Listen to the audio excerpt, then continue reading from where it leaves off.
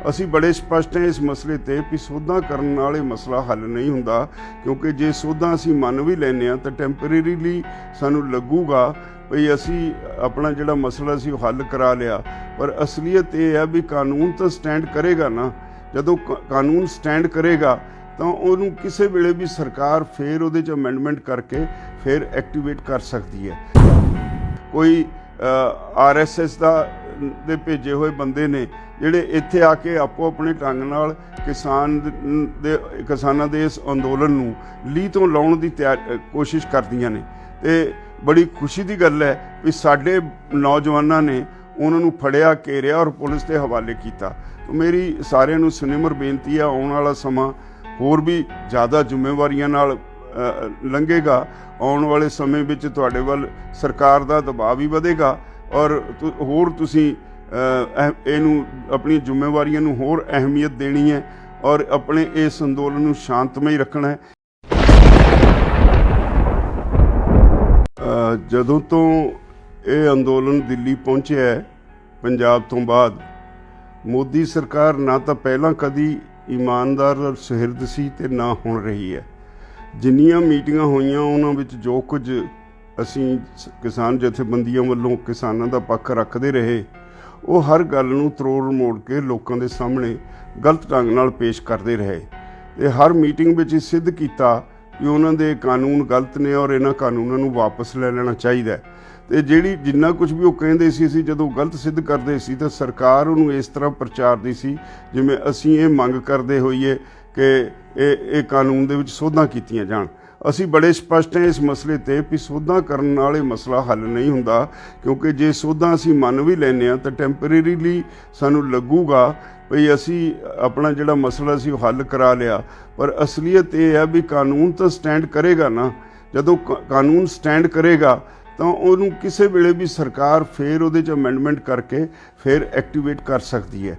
इसलिए जदों सरकार का ये अधिकार खेतर ही नहीं, खेती राज्यां दा विषय है, इस करके वो कानून बना ही नहीं सकती खेती दे उत्ते केंद्र सरकार खिलाफ स्टेटां दे खिलाफ संविधान की उलंघना करके उन्होंने कानून बनाए है।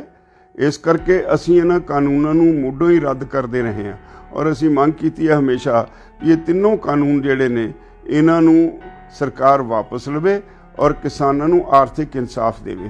ते हुण कुछ दिनों तो फिर बड़ी तेज़ी नाल मोदी सरकार ये प्रचार कर रही सी, उहदे सारे गोदी मीडिया, सारे सरकारी मिशनरी लोकां नूं गुमराह करन लगी हुई सी। कदे जिहड़े सी पहाड़े दे सज्जण खड़े करके कहा जा रहा सी भी लो जी साडे लोग तां इन्हां कानूनां दे हक च ने।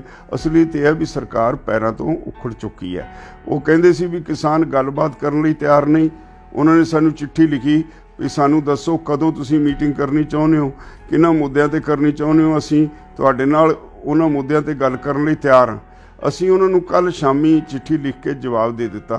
पहलां तां उन्हां दी इस गल्लों सख्त निंदा कीती भी तुसीं लोकां नूं झूठ परोस के गुमराह ना करो। ये सरकारां कोलों इस गल की उम्मीद नहीं हुंदी। सरकारां झूठी जिहड़ी इनफॉर्मेशन है वो लोकां तक पहुँचाउंदियां नहीं हुंदियां।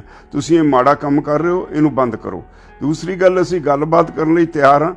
एजेंडा असीं भेज दिता है। असीं कहा भी जिहड़े तिन्ने कानून तुसीं गैर संविधानिक बनाए ने, सानूं दस्सिया जावे भी किहड़े ढंग नाल तुसीं इन्हां नूं वापस लओगे, उहदी मॉडैलिटीज़ बारे सानूं दस्सिया जाए।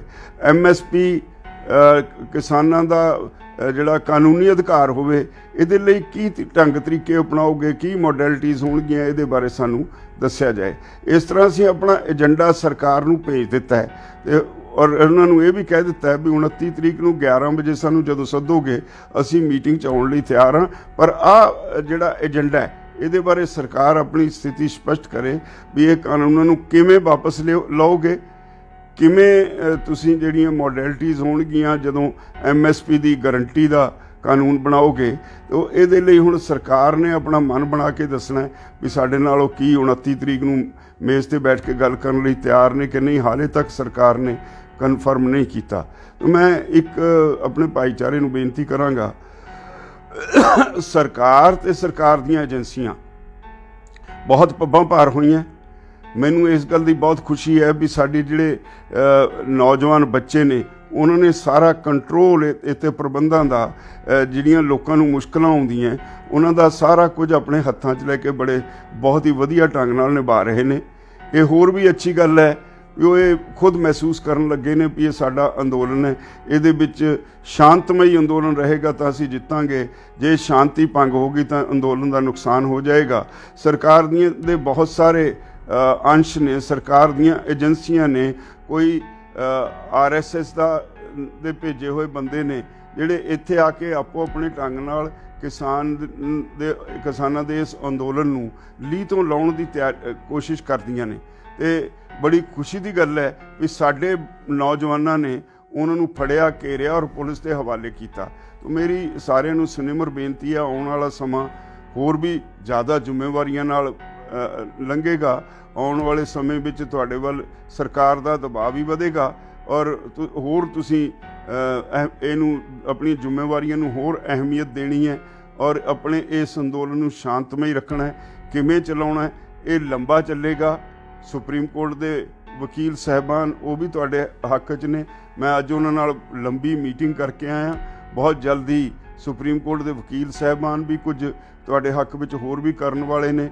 ਤਾਂ ਮੈਂ ਆਪਣੇ ਸਾਰੇ ਜਿੰਨੇ ਭਰਾ ਨੇ ਉਹਨਾਂ ਨੂੰ ਇਹ ਬੇਨਤੀ ਕਰਾਂਗਾ, ਹੁਣ ਇਹ ਅੱਜ ਅੰਦੋਲਨ ਇਕੱਲੇ ਪੰਜਾਬ ਦਾ ਨਹੀਂ ਰਿਹਾ, ਹਰਿਆਣੇ ਦਾ ਨਹੀਂ ਰਿਹਾ, ਇਹਦੇ ਵਿੱਚ ਉੱਤਰਾਖੰਡ ਤੋਂ ਕਿਸਾਨ ਵੱਡੀ ਗਿਣਤੀ ਵਿੱਚ ਸ਼ਾਮਲ ਹੋਏ ਨੇ, ਰਾਜਸਥਾਨ ਤੋਂ ਸ਼ਾਮਲ ਹੋਏ ਨੇ, ਮੱਧ ਪ੍ਰਦੇਸ਼ ਤੋਂ ਸ਼ਾਮਲ ਹੋਏ ਨੇ, UP ਤੋਂ ਸ਼ਾਮਲ ਹੋਏ ਨੇ, ਮਹਾਰਾਸ਼ਟਰ ਤੋਂ ਵੀ ਕਿਸਾਨ ਪੈਦਲ ਚੱਲ ਕੇ ਆ ਕੇ ਇਸ ਅੰਦੋਲਨ ਵਿੱਚ ਸ਼ਾਮਲ ਹੋਏ ਨੇ। ਹਰ ਸਟੇਟ ਦੇ ਵਿੱਚ ਅੰਦੋਲਨ ਆਪਣੀ ਪੂਰੇ ਜੋਬਨ ਤੇ ਭਖਦਾ ਨਜ਼ਰ ਆ ਰਿਹਾ ਹੈ। ਲੱਗਦਾ ਇਹ ਹੈ ਵੀ ਆਉਣ ਵਾਲੇ ਦਿਨਾਂ ਵਿੱਚ ਜੇ ਮੋਦੀ ਸਰਕਾਰ ਨੂੰ ਪਰਮਾਤਮਾ ਨੇ ਸੁਧ ਬੁੱਧੀ ਨਾ ਬਖਸ਼ੀ ਤਾਂ ਇਹ ਅੰਦੋਲਨ ਆਪਣਾ ਸਾਰੇ ਦੇਸ਼ ਨੂੰ ਆਪਣੀ ਲਪੇਟ ਵਿੱਚ ਲੈ ਲਏਗਾ ਔਰ ਇਹਦੀ ਵਿਲੱਖਣਤਾ ਇਹੋ ਰਹੇਗੀ ਕਿ ਅੰਦੋਲਨ ਸ਼ਾਂਤਮਈ ਰਿਹਾ ਹੈ, ਸ਼ਾਂਤਮਈ ਹੈ ਅਤੇ ਸ਼ਾਂਤਮਈ ਰਹੇਗਾ। ਤਾਂ ਮੇਰੀ ਸਾਰਿਆਂ ਨੂੰ ਫਿਰ ਸਨਿਮਰ ਸਾਰੇ ਆਪਣੇ ਭਰਾਵਾਂ ਦੇ ਤੇ ਆਪਣੇ ਬੱਚਿਆਂ ਦੇ ਚਰਨਾਂ 'ਚ ਅਪੀਲ ਹੈ। ਇੱਕ ਜਿਹੜੇ ਪੰਜਾਬੋਂ ਲੋਕੀ ਸਾਡਾ ਭਾਈਚਾਰਾ ਇੱਥੇ ਨੂੰ ਇਸ ਅੰਦੋਲਨ ਵਿੱਚ ਸ਼ਾਮਲ ਹੋਣ ਲਈ ਆਉਂਦਾ, ਉਹਨਾਂ ਨੂੰ ਮੇਰੀ ਅਪੀਲ ਹੈ, ਧੁੰਦ ਬਹੁਤ ਪੈਂਦੀ ਹੈ, ਕਿਰਪਾ ਕਰਕੇ ਜਿੰਨੇ ਵੀ ਆਉਂਦੇ ਹੋ 10 ਵਜੇ ਤੋਂ ਪਹਿਲਾਂ ਘਰਾਂ ਤੋਂ ਨਾ ਤੁਰੋ। ਜਦੋਂ ਧੁੰਦ ਘਟ ਜਾਏ ਉਦੋਂ ਆਓ, ਧੁੰਦ ਹਟੀ ਤੇ ਇੱਥੇ ਆਓ, ਕਿਉਂਕਿ ਬਹੁਤ ਸਾਰੇ ਹਾਦਸੇ ਹੋਣ ਲੱਗ ਪਏ ਨੇ, ਬਹੁਤ ਕੀਮਤੀ ਜਾਨਾਂ ਜਾ ਰਹੀਆਂ ਨੇ। ਸਾਰਿਆਂ ਨੂੰ ਸਨਿਮਰ ਬੇਨਤੀ ਹੈ ਵੀ ਇੱਥੇ 10 ਵਜੇ ਤੋਂ ਚੱਲ ਕੇ ਸ਼ਾਮ ਤਾਈਂ ਪਹੁੰਚੋ। ਜੇ ਵਾਪਸ ਵੀ ਮੁੜਨਾ ਤਾਂ ਇੱਥੇ ਰਾਤ ਕੱਟ ਕੇ ਅਗਲੇ ਦਿਨ ਫਿਰ 10-11 ਵਜੇ ਤੋਂ ਬਾਅਦ ਵਾਪਸ ਜਾਓ। ਔਰ ਮੈਂ ਉਮੀਦ ਤਾਂ ਹੁਣ ਇਹ ਕਰਾਂਗੇ ਵੀ ਆਉਣ ਵਾਲੇ ਦਿਨਾਂ ਵਿੱਚ ਕੋਈ ਵੀ ਜਿਹੜਾ ਸਾਡਾ ਸੁਹਿਰਦ ਸੱਜਣ ਹੈ ਉਹ ਆਪਣੇ ਘਰਾਂ ਵਿੱਚ ਨਹੀਂ ਬੈਠੇਗਾ। ਔਰ ਇਹ ਫਿਰ ਇੱਕ ਵਧਾਈ ਦਿਆਂਗਾ ਤੁਹਾਨੂੰ, ਸਰਕਾਰ ਨੇ ਪੰਜਾਬ ਤੇ ਹਰਿਆਣੇ ਦੇ ਵਿੱਚ ਫੁੱਟ ਪਾਉਣ ਦੀ ਕੋਸ਼ਿਸ਼ ਕੀਤੀ। ਜਿਸ ਢੰਗ ਨਾਲ ਸਾਡੇ ਹਰਿਆਣੇ ਦੇ ਭਰਾਵਾਂ ਨੇ ਮੂੰਹ ਤੋੜ ਜਵਾਬ ਦਿੱਤਾ ਸਰਕਾਰ ਦੀ ਇਸ ਕੋਝੀ ਨੀਅਤ ਦਾ, ਉਹ ਆਪਣੇ ਆਪ ਵਿੱਚ ਇੱਕ ਮਿਸਾਲ ਹੈ। ਪੰਜਾਬ ਤੇ ਹਰਿਆਣੇ ਦੇ ਭਰਾਵਾਂ ਦੀ ਜਿਹੜੀ ਇਹ ਜੱਫੀ ਪਈ ਹੈ, ਵਾਹਿਗੁਰੂ ਇਹਨੂੰ ਹੋਰ ਨਿੱਘੀ ਕਰੇ, ਹੋਰ ਇਹਨੂੰ ਮਜ਼ਬੂਤ ਕਰੇ। ਪੋਲੀਟੀਕਲ ਲੋਕ ਜਿਹੜੇ ਲੜਾਈਆਂ ਪਾਉਂਦੇ ਰਹੇ ਨੇ ਉਹਨਾਂ ਨੂੰ ਇਹ ਤੋਂ ਸਬਕ ਸਿੱਖਣਾ ਚਾਹੀਦਾ ਹੈ। ਹੁਣ ਉਹਨਾਂ ਦੀ ਕੋਈ ਚਾਲ ਚੱਲੇਗੀ ਨਹੀਂ। ਔਰ ਇਹ ਤੋਂ ਵੀ ਅੱਗੇ ਸਾਰੇ ਦੇਸ਼ ਦੇ ਕਿਸਾਨ ਇਸ ਵੇਲੇ ਬੰਗਾਲ 'ਚ, ਬਿਹਾਰ 'ਚ, ਅਸਾਮ 'ਚ, ਤਾਮਿਲਨਾਡੂ, ਕਰਨਾਟਕ, ਤੇਲੰਗਾਨਾ, ਕੇਰਲਾ, ਸਾਰੀਆਂ ਸਟੇਟਾਂ ਦੇ ਵਿੱਚ ਪੂਰੀ ਸਰਗਰਮੀ ਨਾਲ ਅੰਦੋਲਨ ਚੱਲ ਰਿਹਾ ਹੈ। ਹਰ ਰੋਜ਼ ਗਿਣਤੀ ਥਾਂ ਥਾਂ ਆਪੋ ਆਪਣੇ ਢੰਗ ਨਾਲ ਵਿਰੋਧ ਦੀ ਵੱਧ ਰਹੀ ਹੈ ਤੇ ਸੰਭਾਵਨਾ ਇਹ ਹੈ ਵੀ ਬਹੁਤ ਛੇਤੀ ਇਹ ਜਨ ਅੰਦੋਲਨ ਹੈ ਜਿਹੜਾ, ਇਹਦੇ ਵਿੱਚ ਆਮ ਸ਼ਹਿਰੀ ਜਿਨ੍ਹਾਂ ਨੂੰ ਕਿਸੇ ਨੂੰ ਇਹਨਾਂ ਨੇ ਬਖਸ਼ਿਆ ਨਹੀਂ, ਜਿਹੜੇ ਆਰਡੀਨੈਂਸ ਨੇ ਇਹਦੇ ਨਾਲ ਸਿਰਫ ਕਿਸਾਨਾਂ ਦਾ ਨਹੀਂ ਸਮੁੱਚੇ ਦੇਸ਼ ਦਾ ਨੁਕਸਾਨ ਹੋਏਗਾ। ਆਮ ਆਦਮੀ ਦਾ ਜਿਉਣਾ ਦੁੱਭਰ ਹੋ ਜਾਏਗਾ।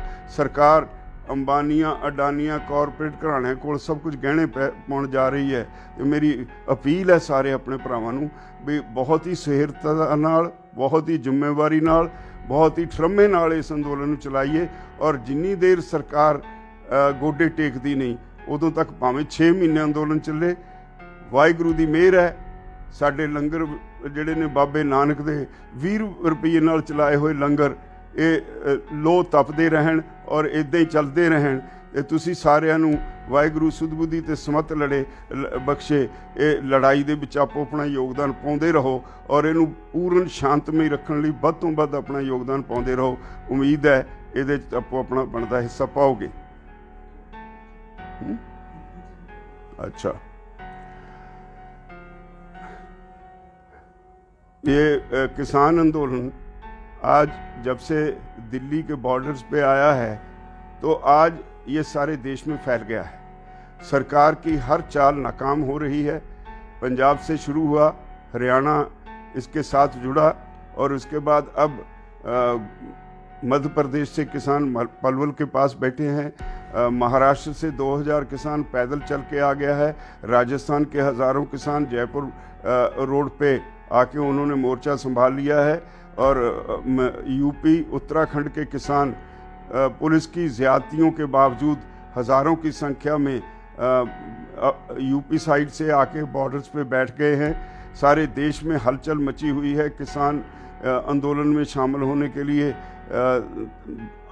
हर स्टेट से बड़ी संख्या में आ रहे हैं और कई स्टेट्स में तो अपने तौर पे वो एक बड़े बड़े धरने लगा रहे हैं। तो मैं सिर्फ इतना मैं कहना चाहूँगा किसान भाइयों को कि सरकार के झूठ के प्रचार में मत आइए। सरकार हमेशा झूठ बोलती रही है। कल हमने सरकार को चिट्ठी लिखी है, सरकार कहती है किसान मेज़ पे आने को तैयार नहीं। ये सरासर झूठ है। कल हमने सरकार का जो रवैया था उसको कंडेम किया है। हमने कहा है जो हम मीटिंग्स में कहते हैं आप वो तो दिखाते नहीं, अपनी तरफ से झूठ मूठ दिखा के किसानों के इस आंदोलन को तारपीडो करने की कोशिश करते हो। इसको हम कतई टॉलरेट नहीं करेंगे और सरकारों से ये उम्मीद नहीं होती कि वो झूठ बोले। लेकिन आज की सरकार का बेसिक जो खासा है वो है ही झूठ का। इसलिए हमने उनको लिखा है कि हम बात करने के लिए तैयार हैं। 29 तारीख को 11 बजे हम अगर सरकार कंफर्म करेगी तो जहां सरकार कहेगी वहां हम आएंगे। लेकिन हम एजेंडा हमने सेट कर दिया है।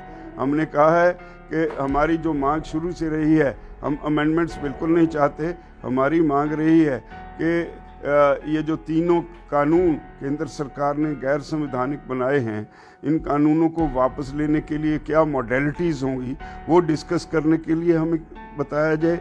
और जो एमएसपी है उसका right to MSP, legal right to MSP के लिए क्या क्या मॉडलिटीज़ होंगी, ऐसा हमने एजेंडा भारत सरकार को भेज दिया है कि इस पे जब आप बुलाओगे हम बातचीत के लिए आएंगे। अभी तक सरकार ने कंफर्म नहीं किया नेक्स्ट मीटिंग का, लेकिन हमने अपनी तरफ से जो सरकार कहती थी किसान मेज़ पे आने के लिए तैयार नहीं, उनको एजेंडा भी भेज दिया है और 29 तारीख का 11 बजे का समय भी दे दिया है। अगर सरकार कंफर्म करेगी तो हम मीटिंग में जाएंगे, शामिल होंगे। लेकिन आप सबसे निवेदन है कि जिस तरह से आपने अब तक शांति बनाई रखी, और मुझे तसल्ली है कि सरकार की एजेंसियों के अलग अलग तरीक़ों के बावजूद आरएसएस के अपने इस आंदोलन को बदनाम करने के तरीक़ों के बावजूद आप सब ने तहम्मुल से जिस तरह इस आंदोलन को शांत में रखा है, अब किसी की ताकत नहीं इस आंदोलन को पीछे धकेल सके। आपकी जीत यकीनन होगी और मैं उम्मीद करता हूँ आप सभी मेरी इन विनंतियों पे अमल करते हुए अपनी अपनी जगह पे अपनी जिम्मेवारी संभाल लेंगे और सरकार की हर चाल को नाकाम बनाएंगे। आखिर में जीत किसानों की होगी। धन्यवाद। सिख धर्म की हर गतिविधि ਅਤੇ ਗੁਰਬਾਣੀ ਵਾਸਤੇ ਹੁਣੇ ਸਬਸਕ੍ਰਾਈਬ ਕਰੋ ਗੁਰਬਾਣੀ ਅਖੰਡ ਬਾਣੀ ਅਤੇ ਨੋਟੀਫਿਕੇਸ਼ਨਸ ਵਾਸਤੇ ਬੈਲ ਨੂੰ ਰਿੰਗ ਕਰੋ।